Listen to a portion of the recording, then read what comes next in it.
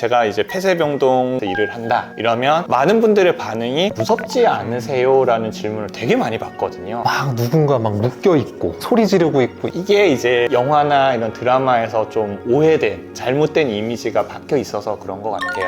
사실 이제 조현병 환자분들이 안녕하세요, 치과의사 송정현입니다. 안녕하세요, 파스 회장이자 정신건강의학과 전문의 이일준입니다. 정신과 의사의 삶이라고 해야 되나? 사실 저는 치과의사로서 제가 진료실에서든 진료실 밖에서든 어떤 삶을 사는지는 너무 잘 알잖아요. 근데 정신과 의사의 삶이라는 거는 너무 생소해요. 진료실 안에서 정신과 진료를 한다는 게 보통 어떤... 일단 정신과 의사가 근무하는 형태가 두 가지 형태가 있을 것 같아요. 일단 하나는 이제 외래 베이스, 일반적으로 우리 집 가까이에 있는 병원들 있잖아요. 그런 이제 외래 베이스의 병원에서 일을 하는 경우가 있고요. 저 같은 경우에는 도심지에서는 좀 많이 벗어난 외곽 지역에 만성정신병원이라고 하는데요. 주로 이제 조현병 환자분들, 중증 정신질환자분들이 병이 이렇게 쉽게 나을 수 있는 병이 아니다 보니까 병원에 오랫동안 좀 입원을 하면서 치료를 받는 그런 케이스의 환자들이 입원을 해서 저희가 이제 폐쇄병동이라고 하는데요. 정신병원으로 묘사가 많이 되는...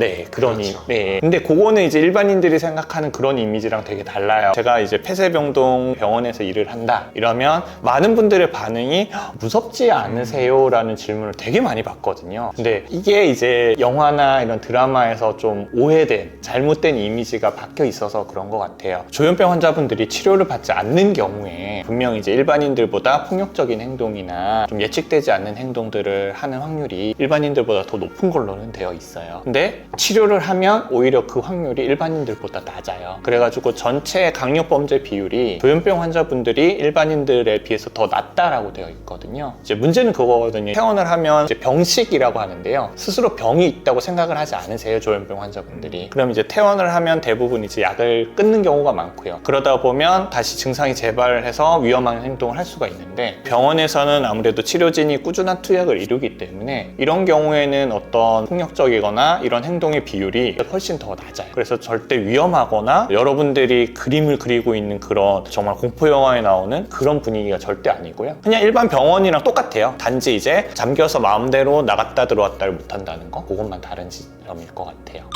영화나 어떤 매체에서 접하는 폐쇄병동 이미지는 막 누군가 막 묶여있고 네. 막 속박돼 있고 소리 지르고 있고 이런 이미지도 있긴 하거든요. 묶여있다라는 이야기를 해주셨는데 법적으로 저희가 강박이라고 해서 정신과 의사가 오더를 내릴 경우에, 근데 이 오더도 자타의 위험이 있을 때 오더를 내릴 경우에 하는 경우가 분명히 있기는 한데요. 그렇게 자주 일어나지 않아요. 네, 그렇게 강박을 하더라도 법적으로 뭐 1시간이든 딱 정해져 있어가지고 오랫동안 뭐 가둬놓는다거나 오랫동안 묶어놓는다거나 이런 경우는 정말 없고요. 그리고 이건 누가 봐도 이건 자타의 위험이 크다라고 할 때 저희가 그런 오더를 내려서 그러한 걸 시행을 하는 거고요. 묶는다는 게 어떻게 보면은 어떤 부정적인 행위를 하는 거잖아요. 처음 수련 받다 보면 이래도 되나 싶고 이런 마음도 들기는 하거든요. 그때 이제 저희 선배님들이 했던 이야기는 강박을 하고 하는 거는 환자를 보호하기 위함이다 라고 이야기를 하셨거든요. 근데 진짜 그 말이 맞는 게 증상 때문에 폭력적인 행동을 할 때는 그렇게 행동을 제어하는 게 환자도 다치지 않고 그 주변 환자도 다치지 않기 때문에 시행을 하는 거고요. 그리고 말씀드렸듯이 약만 잘 투약을 하면 정말 저희 환자분들은 그렇게 폭력적인 행동이 나오는 경우가 그렇게 많지 않아요. 오히려 입원 초기의 환자들, 증상이 막 심해서 들어온 환자분들이 그런 행동을 하는 경우가 많지, 오랫동안 잘 치료받고 계시는 분들은 그런 경우가 정말 흔치 않다는 거,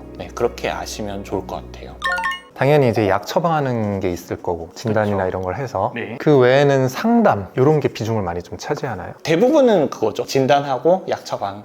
일단은 기본 베이스인 거기는 한데요. 플러스 알파로 이런 게 있어요. 병이 없는 일반 사람들도 사실 사는 게 되게 힘들고 불편한 게 있잖아요.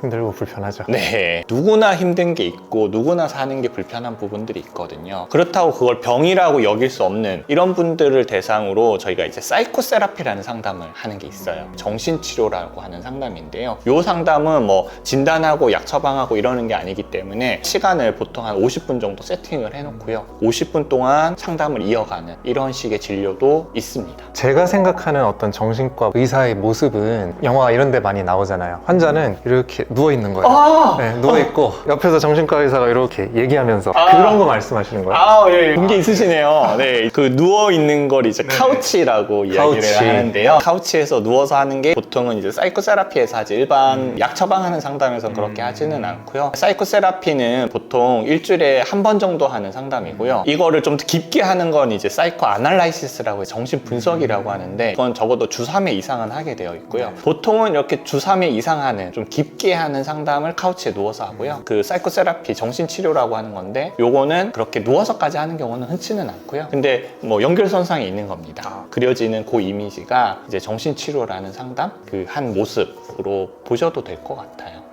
스트레스 많이 안 받으세요? 왜냐하면 다른 사람들의 어떤 정신적인 병이나 그런 안 좋은 상태 온전히 내가 막 소화를 하고 돌려주고 뭐 이런 과정을 계속 반복하셔야 되잖아요. 여기에는 영향을 주진 않나요? 여기나? 사실 이런 질문 되게 많이 받아봤거든요. 정신과 의사라고 하면 힘들지 않으세요? 라는 질문을 되게 많이 받는데 이것도 정신과 의사마다의 개별적인 경험이 있기 때문에 어떨지 잘 모르겠어요. 다들 집중해서 듣는다는 게 쉬운 일은 아니긴 하거든요. 좀 진이 빠지는 부분이기는 한데요. 그래도 그 과정을 통해서 제 이제 내담자 상담을 받는 사람들을 내담자라고 하거든요. 내담자의 삶이 조금씩 바뀌어가는 경험들을 제가 몇 번 좀 했거든요. 그때 제가 느꼈던 느낌은 정신과 의사라는 직업이 너무 감사하다. 왜냐하면 나라는 수단을 통해서 한 사람의 인생이 이렇게 바뀌어가는 걸 본다는 거 그건 너무 보람된 경험이라서 힘든 것보단 저는 좋은 게 더 큰 것 같아요. 저는 치과인데 치과에서도 어떤 사람들의 인생이 바뀌는 계기를 마련해 드리는 경우가 되게 많고 의료인이라면 많이 겪게 되는 그런 보람? 그렇죠. 네. 그게 큰 거죠. 그런 것 같아요. 정신과 의사 선생님께 궁금하던 것들을 여쭤봤는데요. 속이 좀 시원합니다. 저도 정신과에 가면 어떤 치료를 받게 될까 궁금하기도 했었거든요. 저희 영상이 도움이 되셨다면 구독, 좋아요. 알람 설정까지 부탁드리겠습니다. 감사합니다. 감사합니다.